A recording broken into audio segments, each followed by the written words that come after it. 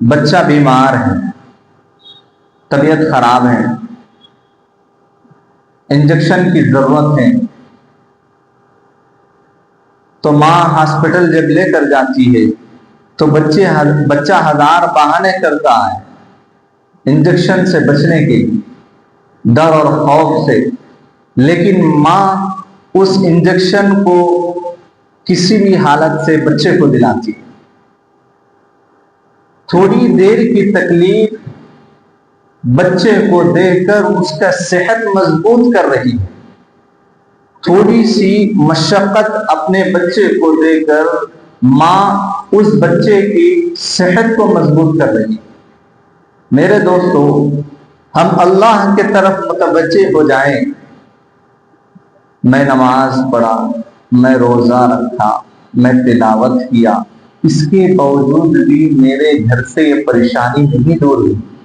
ہماری شکایت ہے اللہ سے، ہم کہتے ہیں ہمارے گھر میں یہ سب کچھ کر رہے ہیں، لیکن اس کے باوجود بھی اتنی پریشانیاں ہمارے گھر میں ہیں۔ میرے دوستو، جس طریقے سے آپ کے لال کو انجیکشن دے کر جو تکلیف دے رہی ہے انجیکشن کی وجہ سے اپنے اولاد کو، تو وہ تکلیف دے کر اس کی صحت صحیح کر رہی ہے، تو اللہ تعالیٰ بھی دنیا کے اندر اس کے آزمائش ہم پر ڈال کر ہم سے مصیبت کو ہٹا رہا ہے۔ آخرت والی مصیبت سے اللہ حفاظت کر رہا ہے۔ اللہ کی آزمائش ہوگی،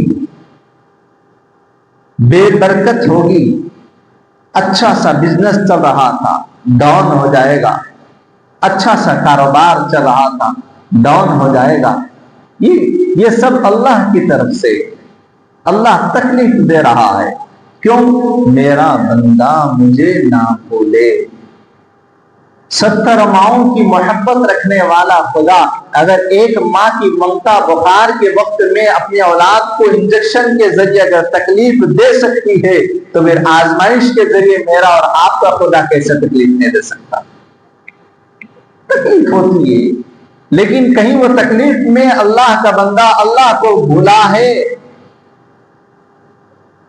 یا نہیں؟ تو تکلیف میں بھی اللہ کو یاد رکھا ہے، اللہ کو چھوڑا نہیں، اللہ کا ساتھ، اللہ سے مانگتا گیا اور اللہ سے اپنی پریشانیوں کی شکایتیں درج کرتا گیا۔ اے اللہ، جو پریشانی ہو رہی ہے، اے اللہ جو آفت آ رہی ہے، میرے رب العزت اس آفت سے میری حفاظت فرما، اس مصیبت سے مجھے بچا لے، یہ پریشانی سے مجھے بچا لے۔ یہ اللہ کا بندہ جب اللہ کی آزمائش وقت اللہ سے مانگتا ہے تو پھر اللہ بھی اس کی مدد فرمائے، اللہ بھی اس کی مدد کرے گا۔ لیکن ہمیں ذرہ تکلیف ہوتی کی نہیں ہوتی کی، نیموا کے پیچھے نہیں بولے تو مرچا کے پیچھے پڑ جاتے، نہیں بولے تو ناریلا کے پیچھے پڑتے۔ وہ چوکٹ کے اوپر دیکھو 78 بند کو رکھے، ایسا بند کو رکھتا ہے ان کپڑے میں ناریلا۔ ارے ناریل میں اگر اتنی طاقت ہوتی تو پھر رب ذوالجلال کی قسم کے قرآن اللہ کا کلام ہے، اس میں کتنی طاقت ہونی چاہیے؟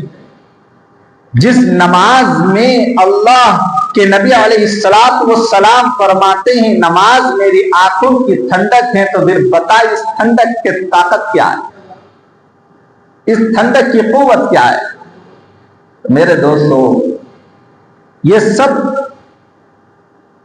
چیزیں اللہ کو پہچاننے کے بعد آتی ہے۔ اللہ سے ہمارا تعلق جب ہو جاتا ہے تو پھر ہمیں یہ سب چیزیں نظر آتی ہیں۔